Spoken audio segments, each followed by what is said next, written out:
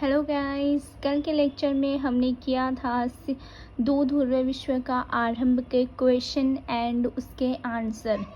आज का जो हमारा लेक्चर है उसके अंदर हम करने वाले हैं शीत युद्ध के दायरे। यानी कि इस लेक्चर के अंदर हम बात करेंगे कि शीत युद्ध जो था उसमें कौन कौन से ऐसे संकट मंडरा रहे थे, कौन से जो संकट हैं वो आए थे। ठीक है, तो वो सारे के सारे संकट के बारे में आज हम बात करने वाले हैं। लेकिन सबसे पहले हम शीत युद्ध के दायरे एनसीईआरटी से पढ़ने से पहले हम इसके शॉर्ट जो नोट्स हैं हमारे उससे पढ़ेंगे। ठीक है, ताकि एनसीईआरटी को कवर करने में हमें परेशानी ना हो और अच्छे से हमें समझ भी आ जाए। ठीक है, तो हम शुरू करते हैं शीत युद्ध के दायरे। मैंने शॉर्ट नोट्स इसके तैयार किए तो मैं आपको बता दे रही हूँ। तो शीत युद्ध जो था उसके ऊपर 6 प्रकार के संकट आए थे। वो कब आए थे, कौन सी सन में आए थे, वो सारे के सारे आज हम रीड करेंगे। तो कोरिया का संकट, ठीक है, जो कोरिया संकट था वो 1950 में आया था और 1953 में इसका समापन हुआ। उसके बाद हमारा बर्लिन का संकट है जो वो आया था 1958 में आया था और 1962 में उसका अंत हुआ। ठीक है, जो कांगो है ये 1960 के दशक में आया था। ओके, फिर वियतनाम की बात करते हैं। जो वियतनाम जो संकट है 1954 में आया था और 1975 में इसका अंत हुआ था। ठीक है, और अफगानिस्तान ये संकट जो है 1989 में आया था और 1989 में इसका समापन हो गया। ठीक है, अब हमारा 6 आता है कि क्यूबा मिसाइल संकट 1962 में, जिसके बारे में हम डिटेल में पढ़ चुके हैं। ठीक है, बाकी जो हमारा दिया गया है ये हमारी एनसीईआरटी के अंदर डिटेल्स में इसकी बात नहीं की गई है। आगे थोड़ा बहुत इसका दे रखा है तो वह हम आगे की चैप्टर में इसको कवर करेंगे। बाकी इस चैप्टर के अंदर सिर्फ और सिर्फ थोड़ा सा इसमें दे रखा है नाम और कौन से सन में स्टार्टिंग हुई थी और कौन से सन में इनका अंत हुआ था। बाकी इसका कोई भी जिक्र इस चैप्टर के अंदर नहीं किया गया है। क्यूबा का मिसाइल संकट जो इसके अंदर दिया गया डिटेल में वो हम पहले ही कवर कर चुके हैं और उसके क्वेश्चन आंसर भी हम कर चुके हैं। बाद में हम देखते हैं कि नोट लगा के, नोट इम्पोर्टेंट है। ठीक है, तो गुट निरपेक्ष आंदोलन के प्रमुख नेताओं में से एक नेता जवाहरलाल नेहरू को माना जाता है। ठीक है, मतलब नेता तो काफ़ी थे लेकिन उनमें से जिसको मैन माना जाता है, जिसकी भूमिका अधिक रही है, तो वो हमारे जवाहरलाल नेहरू थे। ठीक है, उसके बाद में आता है नेहरू ने। इनको मोस्ट क्यों माना जाता है उसके पीछे का रीजन है। ठीक है, तो नेहरू ने उत्तरी और दक्षिण कोरिया के बीच में मध्यस्थता में महत्वपूर्ण भूमिका निभाई थी और इसी वजह से सभी नेताओं में से सबसे मोस्ट नेहरू जी को माना जाता है। उसके बाद हमारा आ जाता है, ठीक है, नेक्स्ट हमारा आता है कि अस्त्र नियंत्रण। अमेरिका और सोवियत संघ द्वारा ये प्रयास 1960 के दशक में अस्त्र नियंत्रण। देखो इसके अंदर क्या हुआ था, इसके अंदर ये सिग्नेचर किए गए थे काफ़ी देशों के द्वारा। ठीक है, तो उसके अंदर ये था कि परमाणु बम का परीक्षण नहीं किया जाएगा, परमाणु बमों का यूज नहीं किया जाएगा, अधिक हथियारों का यूज नहीं किया जाएगा। तो इस मसले के ऊपर क्या हुआ था 1960 के दशक में इन्होंने थोड़ी सी कोशिश की थी, थोड़े से प्रयास किए थे कि जो ज़्यादा जो अस्त्र शस्त्र या बम वगैरह हो गई हैं इनको थोड़ा कम किया जाए। ठीक है, तो ये कौन से दशक में हुआ था 1960 के दशक में। नेक्स्ट आता है अमेरिका सोवियत संघ द्वारा 3 अहम समझौते पर सिग्नेचर किए थे, दस्तखत यानी कि सिग्नेचर हुए थे। क्या सोवियत संघ और अमेरिका जो थी उनका प्रयास था हथियारों को कम करना, तो उन्होंने सिग्नेचर करवाए थे। तो वो सिग्नेचर किसके रिगार्डिंग थे, परमाणु परीक्षण पर प्रतिबंध लगाए कि परमाणु बम जो बना रहे हैं उनका परीक्षण ना करें, मतलब कम से कम करें। ठीक है, उन पर प्रतिबंध लगाए। परमाणु का अप्रसार संधि, ठीक है, उनका प्रसार नहीं किया जाना चाहिए ज़्यादा, क्योंकि इससे नुकसान होता है, फ़ायदा कुछ भी नहीं होता है। परमाणु परीक्षा शस्त्र परिसीमन संधि, ठीक है, ये सारे के सारे पे सिग्नेचर करवाए गए थे। फिर हमारा जो शीत युद्ध का दायरा है हमारी एनसीईआरटी के अंदर इतना ही दिया गया है जिससे क्वेश्चन बन सकते हैं और आए हुए हैं। तो इसके आभास क्वेश्चन में हम करते हैं कि अस्त्र नियंत्रण द्वारा हथियारों पर लगाम किन दो देशों के द्वारा लगाई थी। अस्त्र नियंत्रण द्वारा हथियारों पर लगाम जो दो देश थे वो अमेरिका और सोवियत संघ के द्वारा लगाया गया था।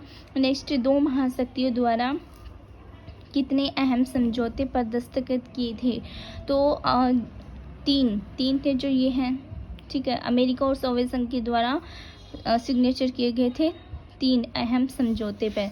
फिर हमारा नेक्स्ट हमारा आ जाता है ध्रुवीय को चुनौती और गुटनिरपेक्षा, जो हम बाद में करेंगे, पहले हम एनसीईआरटी को कवर करते हैं। तो ये हमारा शीत युद्ध का दायरा, ठीक है। शीत युद्ध के दायरे में जितने भी संकट जो थे जो शीत युद्ध के दौरान आए थे उन सब के बारे में इसमें बताया गया है। तो शीत युद्ध के दौरान अनेक संकट सामने आए थे। क्यूबा की जिस मिसाइल संकट से हमने इस अध्याय की शुरुआत की थी वह इसमें से एक था, यानी कि सबसे मोस्ट जिसको माना जाता है, जिसको चरम बिंदु माना जाता है शीत युद्ध का, वो था हमारा क्यूबा का मिसाइल संकट। वह इनमें से एक था। शीत युद्ध के दौरान खूनी लड़ाई भी हुई, लेकिन यहाँ ध्यान देने की बात यह भी है कि इन संकटों और लड़ाइयों की परिणति तीसरे विश्व युद्ध के रूप में नहीं हुई। मतलब संकट तो खूब आए थे लेकिन तीसरे विश्व युद्ध से बचे रहे, ये बहुत बड़ी बात है यहाँ पे। दोनों महाशक्तियाँ, ठीक है, दोनों महाशक्तियाँ कोरिया कब हुआ था 1950 में हुआ था स्टार्ट और 1953 में समाप्ति हुई थी। सेकंड बर्लिन 1958 में स्टार्ट हुआ, 1962 में समाप्ति। तीसरा कांगो 1960 के दशक में इसकी शुरुआत हुई थी, ठीक है, और कई अन्य जगहों पर सीधे मुठभेड़ की स्थिति में आ चुकी थी। संकट गहराता गया क्योंकि दोनों में से कोई भी पक्ष पीछे हटने के लिए तैयार नहीं था। जब हम शीत युद्ध के दायरे की बात करते हैं तो हमारा आज से ऐसे क्षेत्रों से होता है जहाँ विरोधी खेमों में बटे। इस किसकी बात कर रही है? यूरोप, पश्चिमी और पूर्वी, ठीक है। संकट के अवसर आए, युद्ध हुए या इनके होने की संभावना बनी, लेकिन बातें एक हद से ज़्यादा नहीं बढ़ी, ठीक है। कोरिया, वियतनाम, अफगानिस्तान जैसे कुछ क्षेत्रों में व्यापक जनहानि हुई। ये 3 वो देश हैं जिनके अंदर जनहानि यानी कि बहुत ज़्यादा लोग मारे गए थे, लेकिन विश्व परमाणु युद्ध से बचा रहा। यहाँ फिर से एक मोस्ट बात आती है कि तीसरे विश्व युद्ध से फिर भी बच गया। क्या है? वैमनस्य विश्वव्यापी नहीं हो पाया, ठीक है। कई बार ऐसे अवसर आए जब दोनों महाशक्तियों के बीच राजनयिक संवाद जारी नहीं रह पाया और इससे दोनों के बीच गलतफहमियां बढ़ गई। ऐसे कई मौके आए जब शीत युद्ध के संघर्षों और कुछ गैर संकटों को टालने में दोनों गुटों से बाहर के देशों ने कारगर भूमिका निभाई। इस संदर्भ में गुट निरपेक्ष देशों की भूमिका को नहीं भुलाया जा सकता, क्योंकि गुट निरपेक्ष जो देश थे जो उसमें शामिल थे उन्होंने ही समझा बुझाकर तीसरे विश्व युद्ध को टाला, ठीक है। फिर आता है आंदोलन के प्रमुख नेताओं में एक जवाहरलाल नेहरू थे। क्यों थे? क्योंकि नेहरू ने उत्तरी और दक्षिणी कोरिया के बीच में मध्यस्थता में महत्वपूर्ण भूमिका निभाई थी। संकट में संयुक्त राष्ट्र संघ के महासचिव ने प्रमुख मध्यस्थता की भूमिका निभाई। अंततः यह बात उभर कर सामने आती कि महाशक्तियों ने समझ लिया था कि युद्ध को हर हालत में टालना जरूरी है। इसी समझ के कारण दोनों महाशक्तियों ने संयम बरता और अंतर्राष्ट्रीय मामलों में जिम्मेदारी भरा बर्ताव किया। शीत युद्ध एक क्षेत्र से दूसरे क्षेत्र की तरफ सरकता गया और इसमें संयम का तर्क ही काम कर रहा था। हालांकि शीत युद्ध के दौरान दोनों ही गठबंधनों के बीच प्रतिद्वंद्विता समाप्त नहीं हुई, ठीक है। इसी कारण एक दूसरे के प्रति शंका हालत में दोनों गुटों ने भरपूर हथियार जमा की और लगातार युद्ध के लिए तैयारी करते रहे।